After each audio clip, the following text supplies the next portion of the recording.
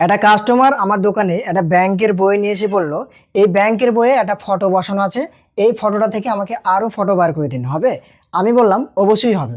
মানে কি বলছি ভালো করে বুঝতে পারছেন? ব্যাংকের বইয়ে যে পাসপোর্ট সাইজ ফটো বসানো থাকে, ওই ফটো থেকে উনি ফটো বার করতে চাইছে। আমি বললাম হ্যাঁ অবশ্যই হবে। অনেকই কাস্টমার আছে দেখবেন, নতুন কোনো ফটো তুলতে চায় না, মানে পুরনো ফটো, হয়তো একটা ফটো ভালোভাবে তোলা থাকে, সেই ফটো থেকে ওরা বিভিন্ন রকমভাবে ফটো বার করে, তাই না? এরকম তো হয়।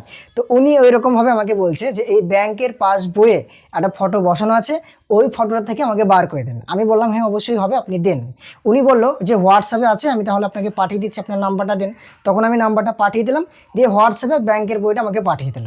এবার হোয়াটসঅ্যাপ থেকে ডাউনলোড করে কিভাবে ফটোশপে ওপেন করার পর কিভাবে সেটাকে পাসপোর্ট সাইজ ফটোতে কনভার্ট করে কিভাবে প্রিন্ট আউট করে দিলাম, আজকের এই ভিডিওতে আমি আপনাকে পুরো স্টেপ বাই স্টেপ বুঝিয়ে দিলাম। তো অবশ্যই ভিডিওটা অনেক হেল্পফুল হতে চলেছে, ভিডিওটা আপনি প্রথম থেকে শেষ পর্যন্ত দেখবেন। তো ফাইনালি আমি চলে আসলাম আমার কম্পিউটার স্ক্রিনে। এবার আমি হোয়াটসঅ্যাপটা ওপেন করেছি। ধরা যাক এই যে ফটোটা আপনি দেখতে পাচ্ছেন ব্যাংকের বইয়ের ফটো, ধরা যাক এই ফটোটা কাস্টমার আমাকে পাঠিয়েছে হোয়াটসঅ্যাপে, ঠিক আছে? এবার আমি কি করছি, এই ফটোটাকে প্রথমত ডাউনলোড করতে হবে। তো ডাউনলোড করার জন্য আপনি কি করবেন, প্রথমত এই ফটোকের উপরে একবার ক্লিক করবেন।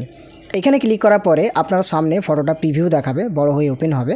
এবার আপনি ডাউনলোড করবেন। ডাউনলোড করার জন্য উপরের দিকে লক্ষ্য রাখুন, এই যে ডাউনলোডের অ্যারো আছে, এই ডাউনলোড অ্যারোটার উপর একবার ক্লিক করে দেবেন। এখানে ক্লিক করার পরে কী হবে, সঙ্গে সঙ্গে আপনার ফটোটা ডাউনলোড হয়ে যাবে। এবার আপনি লক্ষ্য রাখবেন যে এই ফটোটা কোথায় ডাউনলোড হলো। তো সেটা দেখার জন্য আপনি কি করবেন, উপরের দিকে লক্ষ্য রাখুন, এই যে ডাউনলোডের অ্যারো আছে, এই ডাউনলোড অ্যারোটায় একবার ক্লিক করবেন। এখানে ক্লিক করার পরে এরকমভাবে দেখুন লেখা থাকবে রিসেন্ট ডাউনলোড হিস্টোরি।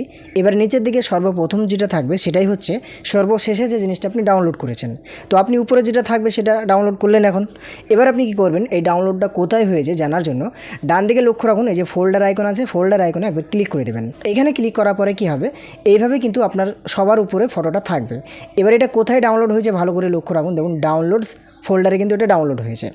এবার আপনি চাইলে এখান থেকেই ফটোটাকে ফটোশপে ওপেন করতে পারবেন। কিভাবে? তো তার জন্য আপনাকে একটা কাজ করতে হবে। সোজাসুজি কিন্তু আপনি হোয়াটসঅ্যাপের ফটো ফটোশপে ওপেন করতে পারবেন না। তার জন্য আপনাকে একটা কাজ করতে হবে, সেটা কি? তো আমি এখান থেকে এটা ম্যাক্সিমাইজ করে বড় করে নিলাম। তো ওই কাজটা করার জন্য আপনি যে কাজটা করবেন, প্রথমত এই যে এটা ধরে নিন ফটো, এবার এই ফটোকের উপরে মাউস পয়েন্টারটা নিয়ে আসবেন, দিয়ে এখানে মাউসের রাইট বাটনে একবার ক্লিক করবেন। এখানে ক্লিক করার পরে প্রথমত এই যে এডিট বলে লেখা আছে, এডিট লেখাটাই ক্লিক করে দেবেন। এখানে ক্লিক করার পরে আপনার ফটোটা বা আপনার ব্যাংকের পাসবইয়ের ফটোটা বা যে ফটোটা আপনি হোয়াটসঅ্যাপ থেকে ডাউনলোড করেছেন পেনটে ওপেন হয়ে যাবে। এবার আপনি কি করবেন, জাস্ট কিবোর্ড থেকে কন্ট্রোল এস প্রেস করবেন একবার, ঠিক আছে? দেখুন আমি কিবোর্ড থেকে জাস্ট কন্ট্রোল এস প্রেস করলাম, আর কিছু আপনাকে করতে হবে না। কন্ট্রোল এস মানে এখানে ওপেন হয়ে গেলে কন্ট্রোল এস প্রেস করে দিলেই কাজ হয়ে যাবে। এবার আপনি কি করবেন, এখান থেকে এটাকে মিনিমাইজ করে দিতে পারেন। এবার আপনি ধরা যাক এইটা হচ্ছে ফটো, এবার এই ফটোকে রাইটে ক্লিক করবেন।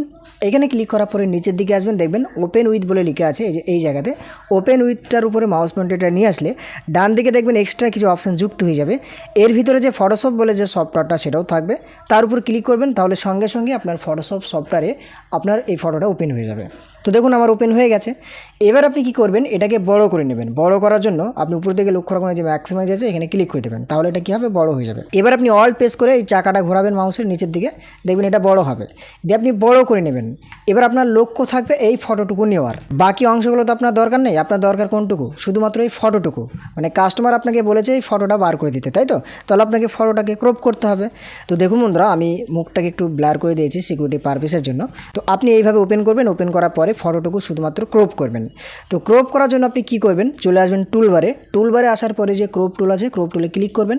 এইখানে ক্লিক করার পরে আপনি পাসপোর্টের সাইজ একটা দিয়ে নেবেন। তো উপরের দিকে লক্ষ্য রাখুন, উইথে দেবেন 1.2 ইঞ্চ এবং হাইটে দেবেন আপনি 1.5 ইঞ্চ, আর রেজুলেশনে দেবেন 300। এটা দেওয়ার পরে আপনি সুন্দরভাবে এইভাবে ড্র্যাগ করে এটাকে ক্রপ করবেন। ধরে নিন এতটুকু আপনি ক্রপ করলেন, ঠিক আছে?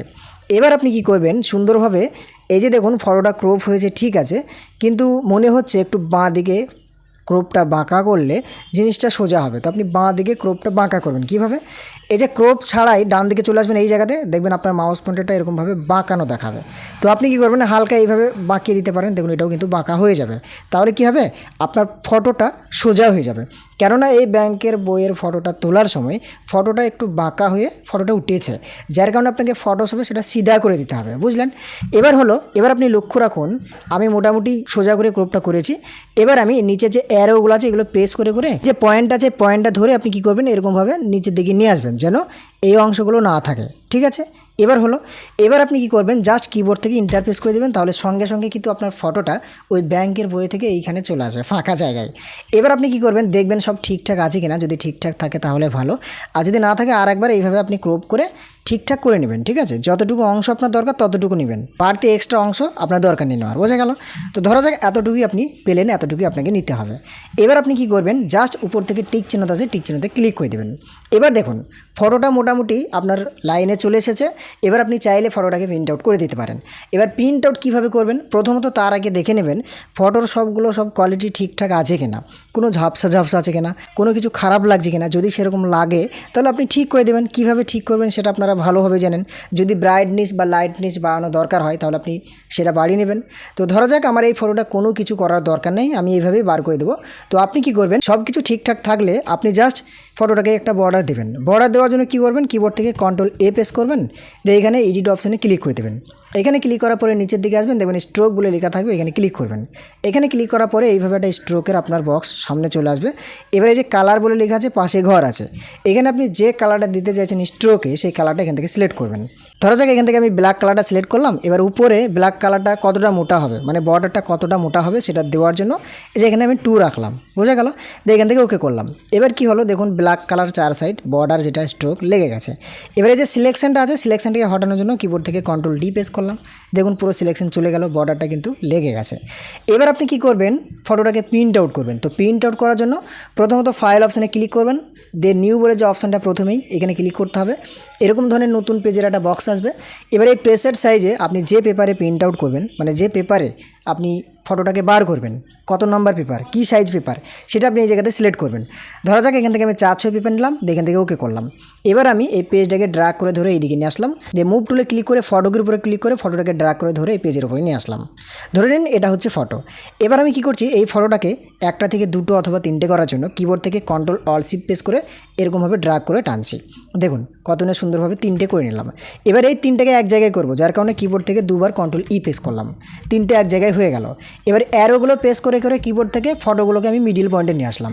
এবার আমি জাস্ট কিবোর্ড থেকে আবারও Alt+Shift প্রেস করে ধরে এরকমভাবে টানছি।